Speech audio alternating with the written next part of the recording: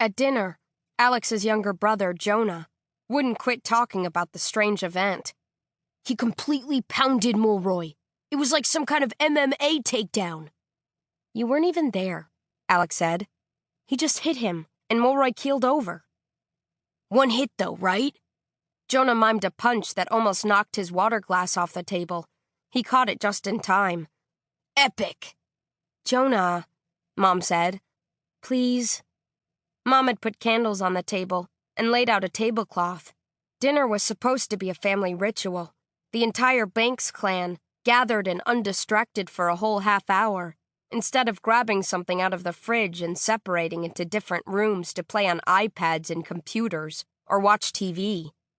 Mom had been on a kick for family time lately, but she was fighting an uphill battle. Dad had once again brought his tablet to the table, just to reply to one quick emergency email, he said, and so everyone was engaged in the conversation while he claimed to listen. Alix, Jonah, their mother, and half of Mr. Banks, workaholic extraordinaire. For Mom, it counted as a win. Alix's mother took what she could get, when she could get it. Alix's friend Cynthia was always asking what made the relationship work, considering that Alix's father was never paying attention, and her mother always seemed a little isolated in the project of raising her family. Alix had never really thought about it until that moment. It was just the way things were. Dad worked in public relations and made the money for the family. Mom did Pilates and book clubs and fundraisers and tried to gather everyone together for meals. They mostly got along. It wasn't like in Sophie's house, where you could practically hear her mom and dad chewing glass every time they said anything to each other. Nobody caught the guy, Alix said. He just walked away. They called security and the police and Mr. Mulroy went out looking for him. She took a bite of Caesar salad. Nothing. I don't like the town around there, her mother said. They should have security at the gates. The town around there? Alix rolled her eyes. Why don't you just say you don't trust those people, Mom? That's not what I said, Mom said. Strangers shouldn't just be able to wander onto campus. They should have a guard at the gate, at least. Fortress sites, Jonah said, pushing a crouton onto his fork with a finger. Maybe we can put in gun turrets, too. Then we can feel really secure.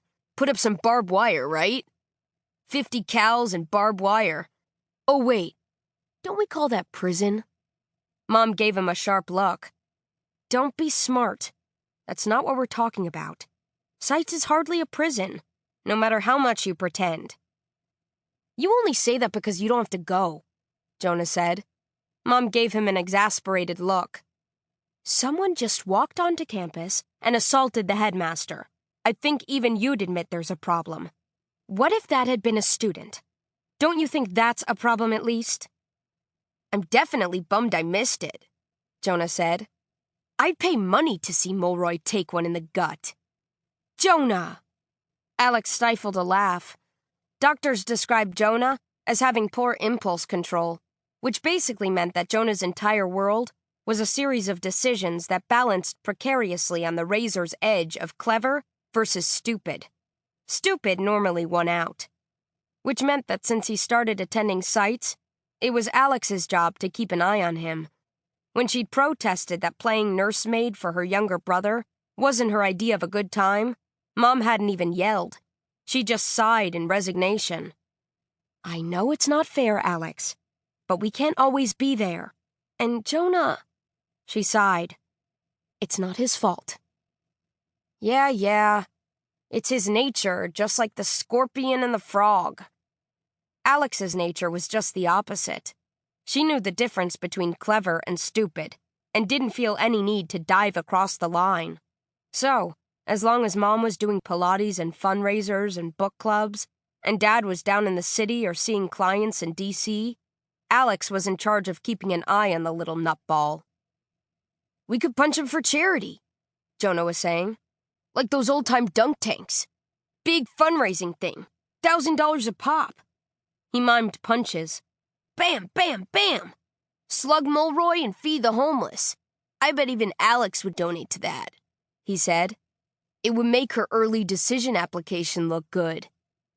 There aren't any homeless in Haverport, Alix said. We put them on a bus to New York. So save the whales. Who cares, as long as we get to punch Mulroy. I don't think assault is a joke, Mom said.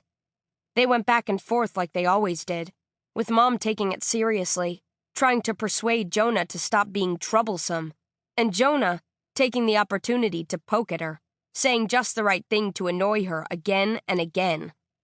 Alix tuned them out. When she played the attack back in her own mind, it made her feel a little nauseated. It had been a completely normal, boring day. She could still see Mulroy walking over to the guy, thinking that he was in charge, thinking he knew what was up. Mulroy and Alix had been fooled by the spring sunshine. They'd been living inside a bubble that they'd thought was real. And then this guy turned up at school, and the bubble popped.